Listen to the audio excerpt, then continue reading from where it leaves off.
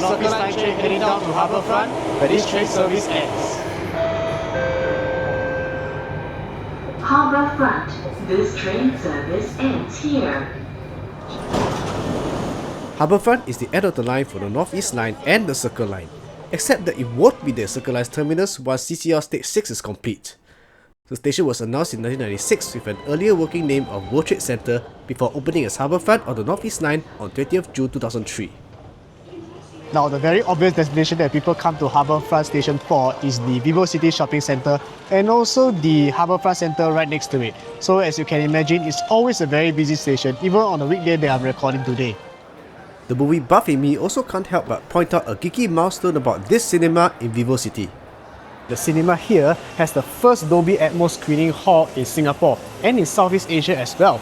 The hall is called GV Max and is still around today.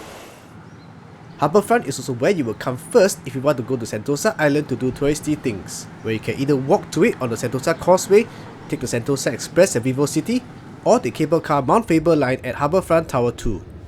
The Singapore Cruise Centre is also a common destination for passengers travelling here, but there are plans to close it and consolidate all cruise port operations to the Marina Bay Cruise Centre, which we have visited in one of our earlier episodes. Now, one of the things that I remember when HarbourFront Station first opened is that here, between me and the Circle Line part of the station, there used to be like a wall right here which created like mazes of hallways which can be a little bit confusing.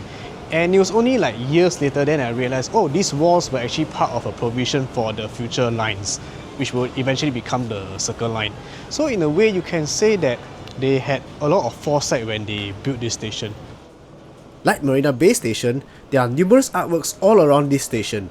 Some highlights are this series of line drawings called Enigmatic Appearances by Ian Wu, and this sculpture by Jason Ong called Commuting Waves, which you can see as you come down the escalators to the Circle Line platforms.